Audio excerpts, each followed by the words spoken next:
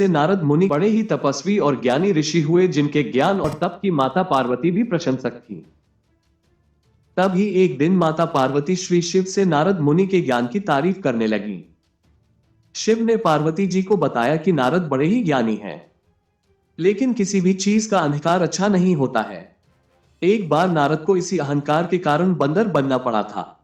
यह सुनकर माता पार्वती को बहुत आश्चर्य हुआ। उन्होंने श्री शिव भगवान से पूरा कारण जानना चाहा। तब श्री शिव ने बतलाया, इस संसार में कोई कितना ही बड़ा ज्ञानी हो, लेकिन श्री हरि जो चाहते हैं वो उसे बनना ही पड़ता है। नारद को एक बार अपने इसी तप और बुद्धि का अहंकार हो गया था। इसलिए नारद को सबक सिखाने के लिए श्री विष्णु को एक युक्ति सूझी। हिमालय पर्वत में एक बड़ी पवित्र गुफा थी। उस गुफा के निकट ही गंगा जी बहती थी। वह परम पवित्र गुफा नारद जी को अत्यंत सुहावनी लगी। वहां पर के पर्वत, नदी और वन को देखकर उनके हृदय में श्री हरि विष्णु की भक्ति अत्यंत बलवती हो उठी और वे वहीं बैठकर तपस्या में लीन हो गए। नारद मुनि की इस तपस्या से देवराज इंद्र भयभीत हो गए कि कहीं देवर्षि नारद अपने तप के बल से उनका स्वर्ग नहीं छीन ले। इंद्र ने नारद की तपस्या भंग करने के लिए कामदेव को उनके पास भेज दिया। वहां पहुंचकर कामदेव ने अपनी माया से वसंत ऋतु को उत्पन्न कर दिया। पेड़ और पत्ते पर रंग बिरंगे फूल खिल गए, कोयले कूकने लगी और भौरे गुंजार करने लगे। कामाग्नि को भड़काने वाली शीतल मन सुगंध सुहावनी हवा चलने लगी। रंभा आदि अप्सराएं नाचने लगी। किंतु कामदेव की किसी भी माया का नारद मुनि पर कुछ भी प्रभाव नहीं पड़ा। तब कामदेव को डर सताने लगा कि कहीं नारद मुझे शाप न दे दें। इसलिए उन्होंने श्री नारद से क्षमा मांगी। नारद मुनि को थोड़ा भी क्रोध नहीं आया और उन्होंने कामदेव को क्षमा कर दिया। कामदेव वापस अपने लोक में चले गए।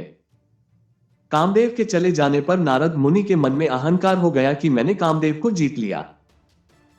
वहां से वे शिव जी के पास चले गए और उन्हें अपने कामदेव को हारने का हाल कह सुनाया।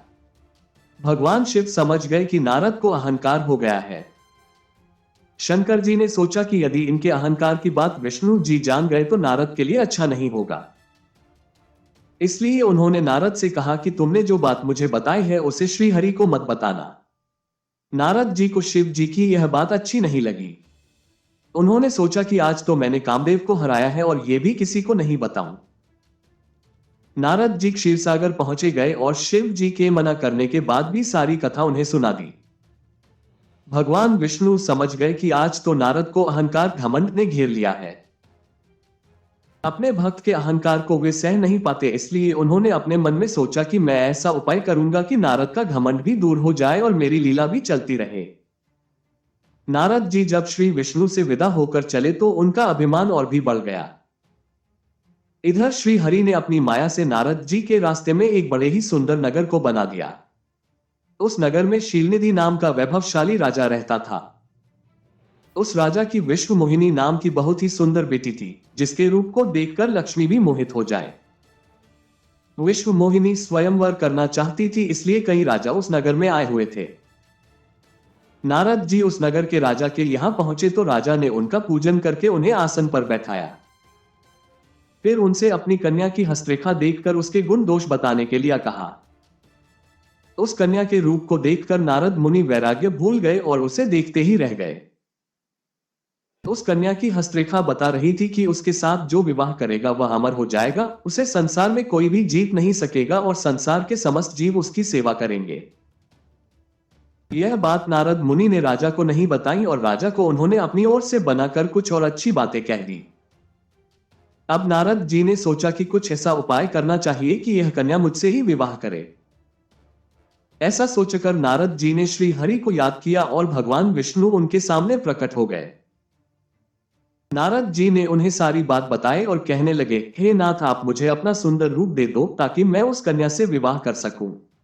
भगवान हरि ने कहा, हे नारद, हम वही करेंगे जिसमें तुम्हारी भलाई हो। यह सारी विष्णु जी की ही माया थी। विष्णु जी ने अपनी माया से नारद जी को बंदर का रूप दे दिया। नारद जी को यह बात समझ में नहीं आई। वो समझे कि मैं बहुत सुंदर लग रहा हूं। वहां पर छिपे हुए शिव जी के दो गणों ने भी इस घटना को देख लिया। ऋषिराज नारद तत्काल विश्व मोहिनी के स्वयंवर में पहुंच गए और साथ ही शिव जी के वे दोनों गण भी ब्राह्मण का रूप बनाकर वहां पहुंच गए। वे दोनों गण नारद जी को सुनाकर कहने लगे कि भगवान ने इन्हें इतना सुंदर रूप दिया है कि राजकुमारी सिर्फ इन पर ही रीझेगी। उनकी बातों से नारद जी मन ही मन बहुत खुश हुए। स्वयं भगवान विष्णु भी उस स्वयंवर में एक राजा का रूप धारण कर आ गए। विश्व मोहिनी ने कुरूप नारद की तरफ देखा भी नहीं और राजा रूपी विष्णु के गले में वरमाला डाल दी। मोह के कारण नारद मुनि की बुद्धि नष्ट हो गई थी। राजकुमारी द्वारा अन्य राजा को वरमाला डालते देख वे परेशान हो उठे। उसी समय शिव जी के गणों ने ताना कसते हुए नारद जी से कहा, जरा दर्पण में अपना मुंह तो देखिए।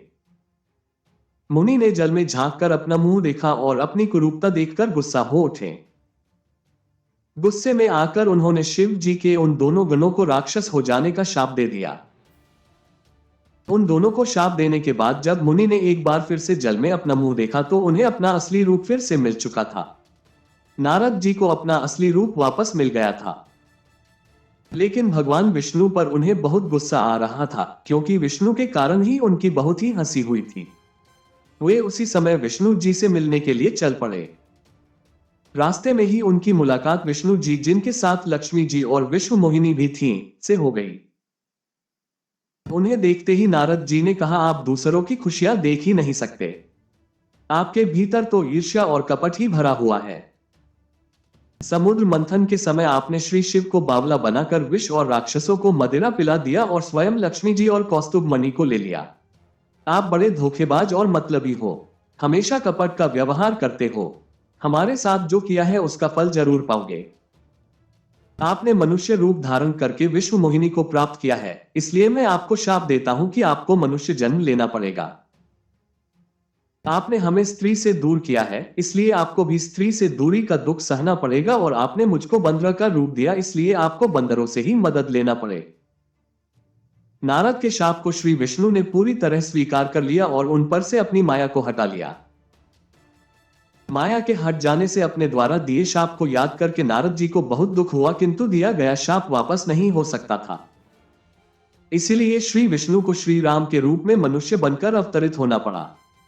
शिव जी के उन दोनों गणों ने जब देखा कि नारद अब माया से मुक्त हो चुके हैं तो उन्होंने नारद जी के पास आकर और उनके चरणों में गिरकर कहा, हे मुनिराज, हम दोनों शिव जी के गण हैं। हमने बहुत बड़ा अपराध किया है जिसके कारण हमें आपसे शाप मिल चुका है। अब हमें अपने शाप से मुक्त करने की कृपा करें। नारद जी बोले, मेरा शाप झूठा नहीं हो सकता, इसलिए तुम दोनों रावण और कुंभकर्ण के रूप में महान ऐश्वर्यशाली, बलवान तथा तेजवान राक्षस बनोगे और अपनी भुजाओं के बल से पूरे विश्व पर विजय प्राप्त करोगे। उसी समय भगवान विष्णु राम के रूप में मनुष्य शरीर धारण करेंगे। युद्ध में तुम दोनों उनके हाथों से मारे जाओगे और तुम्हारी मुक्ति हो जाएगी। आज की वीडियो में इतना ही। अगर वीडियो पसंद आई हो तो वीडियो लाइक करें और चैनल को सब्सक्राइब करें। धन्यवाद।